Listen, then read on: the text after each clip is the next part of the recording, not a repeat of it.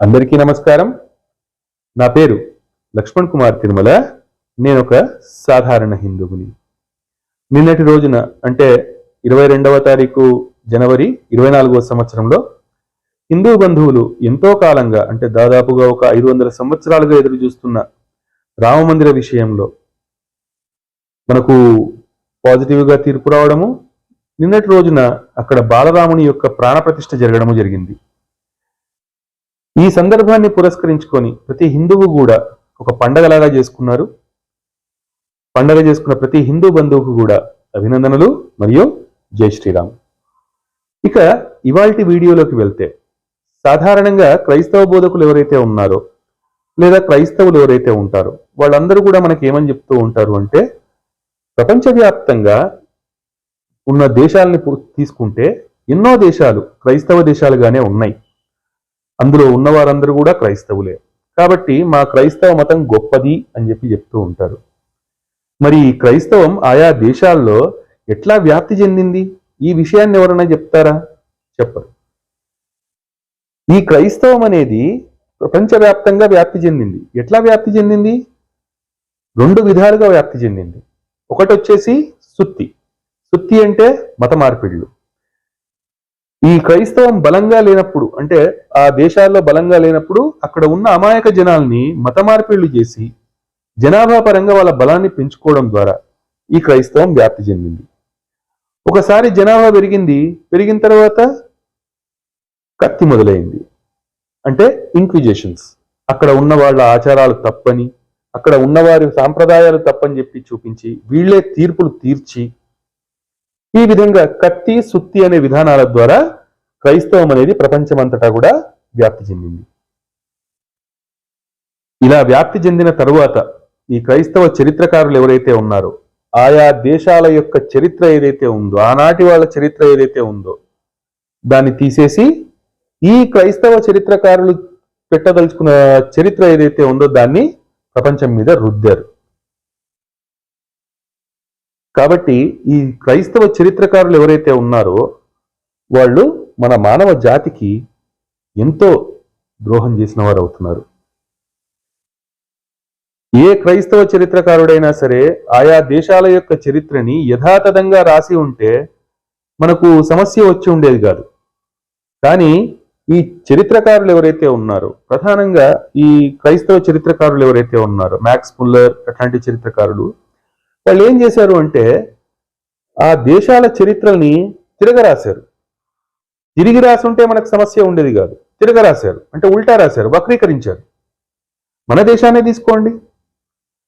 మన దేశంలో ఈ క్రైస్తవులు మత మార్పిడులు దీని ద్వారా మనల్ని పరిపాలించడం మొదలుపెట్టిన తర్వాత, కుట్రలతోటి కుతంత్రాలతోటి మన దేశాన్ని ఆక్రమించుకొని మన దేశాన్ని పరిపాలించడం మొదలుపెట్టిన తర్వాత మన చరిత్ర ఏదైతే ఉందో దాన్ని వక్రీకరించడం మొదలుపెట్టారు.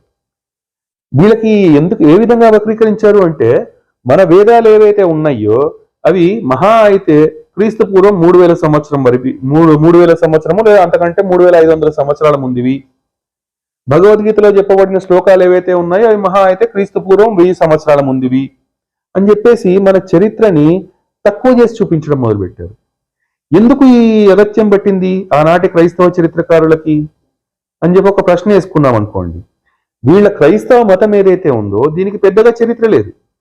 ఆనాటి క్రైస్తవ మతానికి మహా అయితే ఎంత ఉంది చరిత్ర? ఒక 1000 సంవత్సరాల చరిత్ర ఉండొచ్చు. ఈ క్రైస్తవం దేని నుంచి తన సిద్ధాంతాన్ని తీసుకుంది? యూదు మతం నుంచి. ఆ యూదు మతానికి ఎంత చరిత్ర ఉంది? మహా అయితే క్రీస్తు పూర్వం 4000 సంవత్సరాల ముందు ఉండొచ్చు. ఈ చరిత్ర అంటే వీళ్ళెవ్వరికీ చరిత్ర లేదు. యూదు మతానికి చరిత్ర లేదు, క్రైస్తవ మతానికి చరిత్ర లేదు. కాబట్టి మిగతా వారికి ఎవరికి కూడా చరిత్ర ఉండదు అని చెప్పి నిర్ధారించింది ఈ క్రైస్తవ చరిత్రకారుల యొక్క సిద్ధాంతం. ఆ విధంగానే మన వేదాల్ని వాళ్ళ దానికి కల్పేసుకున్నారు. అదేవిధంగా మన భగవద్గీత శ్లోకాలు ఏవైతే ఉన్నాయో వాటిని కూడా వీళ్లకు అనుకూలంగా మలుచుకొని చెప్పడం మొదలుపెట్టారు.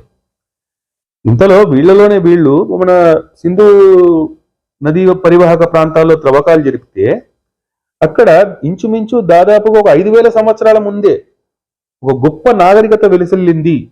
అక్కడ ఉన్న వాళ్లకు డ్రైనేజ్ సిస్టమ్స్ ఇట్లాంటివన్నీ ఉన్నాయి మరుగునీరు వేరే విధంగా వెళ్ళడము, పారిశుద్ధ్య నీరు వేరు వేరు విధంగా వెళ్ళే విధానం ఈ విధంగా ఉండేది ఆనాడు సింధు నాగరికతలో నివసించే వాళ్ళు. ఇది దాదాపుగా ఒక 5,000 సంవత్సరాల ముందే ఈ నాగరికత విలసిల్లింది అని చెప్పి వాళ్ళ తవ్వకాల్లో వాళ్లే చెప్పారు.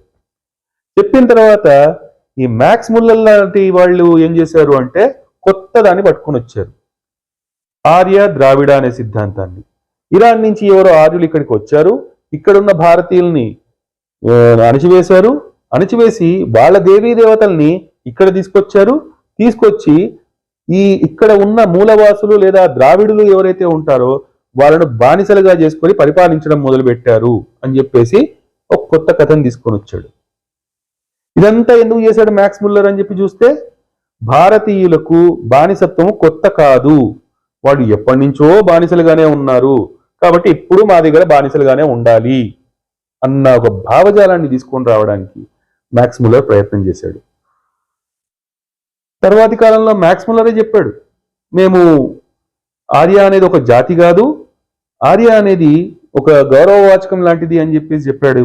చెప్పిన తర్వాత కూడా మన క్రైస్తవ బోధకులు ఎవరైతే ఉంటారో, అంటే నేటి తెలుగు రాష్ట్రాల్లో ఉన్న క్రైస్తవ బోధకులు, మ్యాక్స్ ముల్లర్ ఫస్ట్ చెప్పిందే కరెక్ట్, ఆర్యులు అనే వాళ్ళు ఎక్కడి నుంచో వచ్చారు, మన మీద దండయాత్ర చేశారు, మనల్ని ఆక్రమించుకున్నారు, వాళ్ళ దేవీ దేవతల్ని మన మీద రుద్దారు అని చెప్పేసి ఆ కథ ఏదైతే ఉందో దాన్ని పట్టుకొని తిరుగుతున్నారు.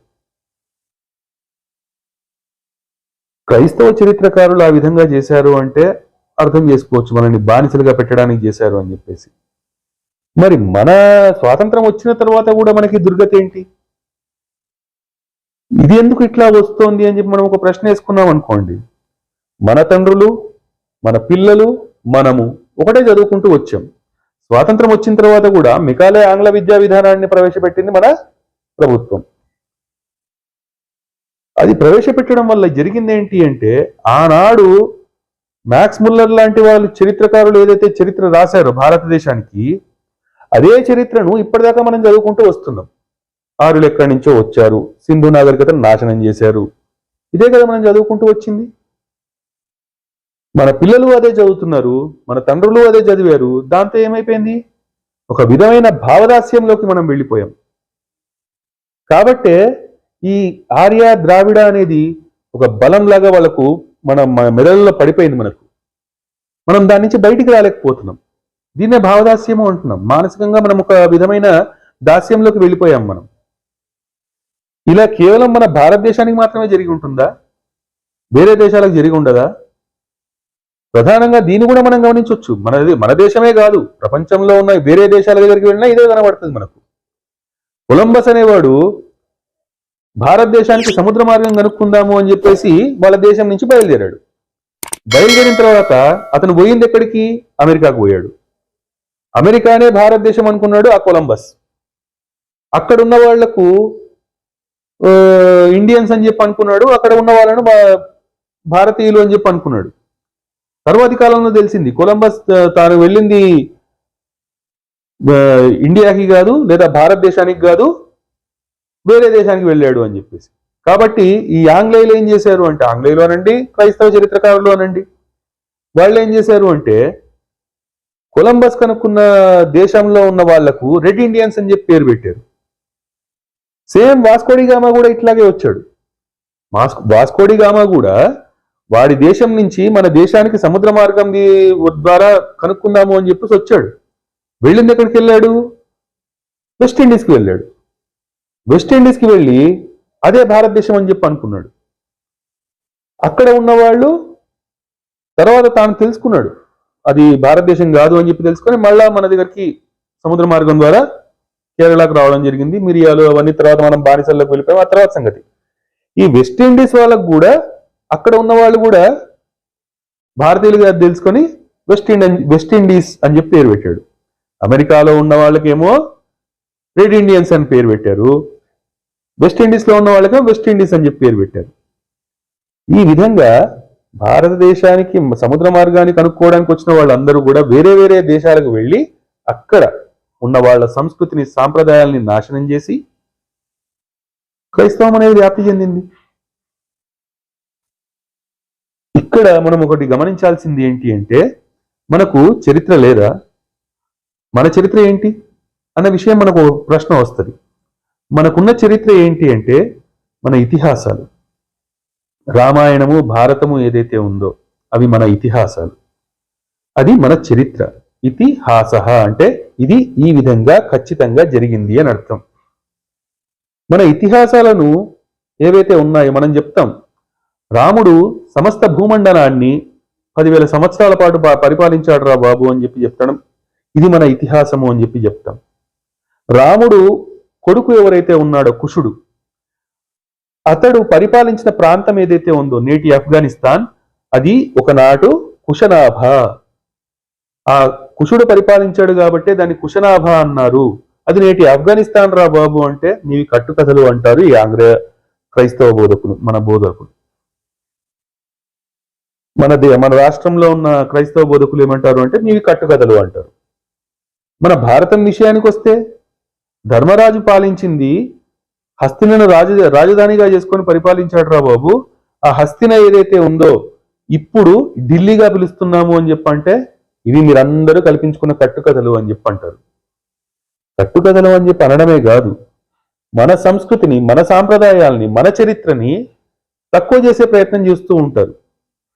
తక్కువ చేసే ప్రయత్నం చేస్తూ మన దేశం యొక్క చరిత్రని కించపరిచే ప్రయత్నం చేస్తూ ఉంటారు నేటి అభినవ క్రైస్తవ బ్రిటిషర్స్ పుత్రులు. నాకు ఈ విషయంలో చాలా కోపం వస్తూ ఉంటుంది. ఓకే, నేను చెప్పదలుచుకుంది ఒకటే, ప్రపంచ చరిత్రలో ప్రపంచంలో రాసిన చరిత్రకారులు ఎవరైతే ఉన్నారో, మానవ జాతి యొక్క చరిత్రను ఎవరైతే రాశారో వాళ్ళందరూ కూడా మానవ జాతికి తీరని ద్రోహం చేశారు. ఎందుకు అంటే ఈ విధంగా వాళ్ళు మానవ జాతి చరిత్రని తిరగరాసి వాళ్ళకు అనుకూలంగా రాసుకోవడం వల్ల ఒక రకమైన భావదాస్యంలోకి ప్రపంచాన్ని అంతటిని నెట్టేశారు. మన చరిత్ర ఎట్లాంటిది అంటే ఖగోళ శాస్త్రము, గణిత శాస్త్రము ఇట్లాంటివన్నీ మన దగ్గర శాస్త్రాలుగా ఉండేవి. ఈ బ్రిటిషర్స్ ప్రకారం చూసుకుంటే క్రీస్తు శకం 1వ శతాబ్దం నుంచి క్రీస్తు శకం 14వ శతాబ్దం వరకు గెలీలియో టెలిస్కోప్ కనుక్కునేంత వరకు కూడా ఖగోళ శాస్త్రము చీకటిలో ఉండేది. అక్కడ ఏమీ డెవలప్మెంట్ లేకుండా పోయింది. ఎందుకు అంటే బైబిల్కి అనుకూలంగా లేదు అని చెప్పేసి అంతకంటే ముందు చెప్పిన తత్వవేత్తలు, శాస్త్రవేత్తలు ఎవరైతే ఉన్నారో వాళ్ళందరినీ హింసలు పెట్టి చంపించింది క్రైస్తవ చర్చ్, బైబిల్కి వ్యతిరేకంగా ఉన్న కారణంగా. సో ఈ విధంగా భారతదేశం చరిత్రనే కాదు, ప్రపంచంలో ఉన్న ఆయా దేశాల చరిత్రని వక్రీకరించింది ఈ క్రైస్తవ చరిత్రకారులే. ఆ విధంగా వక్రీకరించడం వల్ల ఈ క్రైస్తవ చరిత్రకారులు మానవ జాతికి ద్రోహం చేశారా లేదా అనేది మీ కామెంట్ రూపంలో చెప్పండి. మరొక అంశంతో మరొక వీడియో ద్వారా మీ ముందుకు వచ్చే ప్రయత్నం చేస్తాను. అప్పటి వరకు ఉంటాను. జై శ్రీరామ్. భారత్ మాతాకి జై.